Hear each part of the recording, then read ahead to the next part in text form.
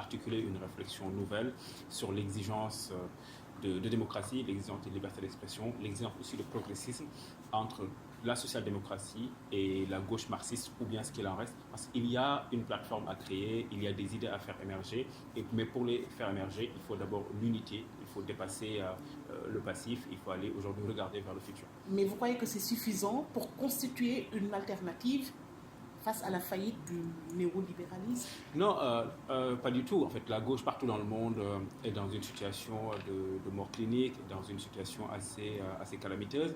Et l'unité à elle seule, effectivement, ne suffit pas parce qu'il y a d'autres courants qui s'unissent pour, en tout cas, pour faire des choses qui ne sont pas forcément vertueuses. Donc l'unité, si c'est pour en tout cas faire ce qu'on appelle la lutte des places, c'est pas important. Si c'est aller vers l'unité pour perpétuer cette politique alimentaire, effectivement, ce n'est pas important.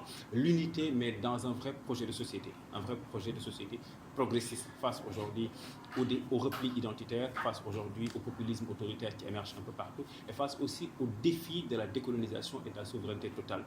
Et il faut réhabiliter le logos, c'est-à-dire le savoir, la connaissance au sein de la gauche sénégalaise, et s'unir autour d'un projet, d'accord, mais s'unir autour de personnes ne va rien engendrer d'autre que quelque chose d'assez Donc fâcheux. vous ne croyez pas qu'il faut, puisqu'il faut s'unir autour de projets et non pas de personnes, ce n'est pas la peine de trop s'apesantir sur le profil idéal du leader charismatique qui pourrait vraiment incarner et porter ses idées de gauche? En sciences politiques, les visions, en tout cas sur ce sujet, divergent. C'est-à-dire qu'il y a ce que le chercheur Boulot appelle le décisionnisme démocratique, qui a été mis à observer en Italie, c'est-à-dire un leader charismatique qui émerge, puis après qui tire toute une élite, toute une masse, etc., et des idées derrière lui. Il y a aussi une autre façon de voir les choses, c'est-à-dire constituer un projet, d'abord un socle programmatique, constituer des idées, bâtir aujourd'hui des nouvelles idées progressistes, des nouvelles idées tendant vraiment à décoloniser la population sénégalaise mentalement, symboliquement, politiquement et économiquement aussi. Ensuite, le leader émergera naturellement parce que c'est un peu comme dans certains pays où on a eu par exemple le phénomène des primaires dans les partis politiques pour faire émerger un leader. D'autres partis politiques dans ces mêmes pays qui ne passent pas par un peu le sas des primaires, mais qui se disent un leader va émerger naturellement parce que les sondages, parce que la population va se reconnaître en lui et en ce sens-là, il va porter un projet. Alors, au niveau continental, Amadou Anne, je rappelle que vous êtes auteur d'un ouvrage Penser l'Afrique, Penser P-A-N-S-E-R. Cela veut dire que l'Afrique a de nombreux maux. Absolument. La corruption, la violence systémique, la sécurité. Tous ces problèmes-là. Bien sûr, l'immigration clandestine. L'immigration clandestine. Ouais. Et ces mots-là sont toujours là. Absolument, ces mots sont et prennent présents. même de nouvelles envergures, sont parfois même beaucoup plus pernicieuses, ou en tout cas beaucoup plus violents, ces mots. Alors, comment vous vous êtes senti quand il y a eu récemment cette poussée de xénophobie en Afrique du Sud, par exemple? Le cas de l'Afrique du Sud est assez emblématique, en fait, de la faillite de certains gouvernements ou en tout cas de l'échec des politiques publiques. Parce que d'abord, avant de parler de xénophobie, il faut parler de la violence en Afrique du Sud. Pierre Sané donnait un exemple qui était effarant tout à l'heure, qu'il y a 20 000 meurtres par an en Afrique du Sud. Donc la xénophobie, finalement, n'est rien d'autre que la résultante d'une violence systémique dans le pays qui résulte de plusieurs facteurs.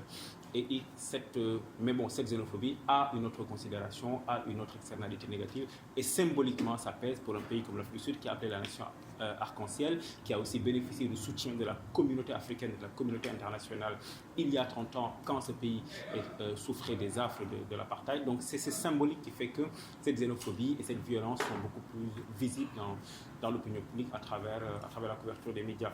Mais c'est une société violente, et qui fait qu'aujourd'hui, même en Afrique du Sud, les riches, aujourd'hui, se bunkerisent. Il y a des cités fermées avec des moyens de sécurité extraordinaires mis en branle pour protéger ces riches-là des populations. Et il y a des viols toutes les 29 secondes dans le pays. Donc, en fait, c'est une violence systémique dans le pays et dont la xénophobie, dont la violence vis-à-vis des étrangers n'en est que le résultat. Et selon les observateurs qui travaillent sur ces sujets, aucun pays sur le continent, aucune société en tout cas n'est à l'abri de cette situation que l'Afrique du Sud a vécue récemment. Même dans le monde, aucune société n'est à l'abri parce que quand on observe un peu dans certains pays comme le Rwanda, avant 1994, il y a le basculement dans l'horreur, quand on a vu comment l'Allemagne a basculé dans le nazisme suite à l'arrivée d'Adolf Hitler en 1933, je crois. Donc la démocratie, la liberté d'expression, le respect des droits humains ne sont pas des choses établies et définitives. C'est un travail de construction tous les jours. Voilà pourquoi au Sénégal, parfois, quand je vois qu'à travers nos politiques publiques, à travers le comportement de la classe politique, on apprend, on se fait peur. Je me rends compte en fait qu'on a juste une classe politique souvent quand même très irresponsable parce que la démocratie n'est jamais établie, n'est jamais définitive et elle est toujours à faire. La liberté d'expression, les droits de l'homme, c'est un travail au quotidien parce qu'aucun pays n'est à l'abri d'un basculement dans l'horreur. Et malheureusement, ici au Sénégal, on pense que la démocratie se résume à échéance électorale, aller voter, revenir, premier tour, deuxième tour, etc. Alors que nous avons certaines préoccupations qui doivent également être prises en charge par la démocratie.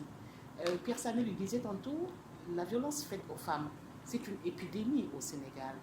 Les enfants qui traînent dans la rue, il y avait une politique qui avait été lancée, mais pas suffisamment de volonté, certainement, ne l'a pas accompagnée au regard des résultats que nous constatons dans nos rues, toujours des enfants qui traînent, etc. etc. Quelle est la solution définitive à votre avis? Alors, à chaque fois qu'il y a une élection qui s'est bien déroulée au Sénégal, les Sénégalais paradent des leaders politiques aux intellectuels et aux universitaires. Et c'est ce que j'appelle dans mon livre la démocratie procédurale. C'est-à-dire qu'on organise des élections qui se passent plus ou moins bien, les alternances se déroulent bien, les socialistes vont laisser la place aux libéraux, à Ouad, Macky et partis, Macky Sall l'a remplacé. C'est une démocratie procédurale, on organise les élections. Il nous manque ce qu'on appelle la démocratie substantielle, c'est-à-dire que symboliquement, que dans ces entrailles, que le pays respire démocratie, respect des droits de l'homme, que vaut la démocratie quand on a faim? Que vaut la démocratie quand les femmes sont violées de façon systématique? Quand on a 30 000 enfants dans la rue et qui sujets au viol, sujets à la violence, sujets aux meurtres, sujets aux accidents et à tous les faits divers fâcheux, etc. Aujourd'hui, il y a un consensus sur certaines questions, mais électoralistes, en tout cas au sein de la classe politique, mais il n'y a pas un consensus général de la société, des leaders politiques sur le fait d'en finir avec cette violence vis-à-vis des enfants de la rue qui est quand même notre honte nationale.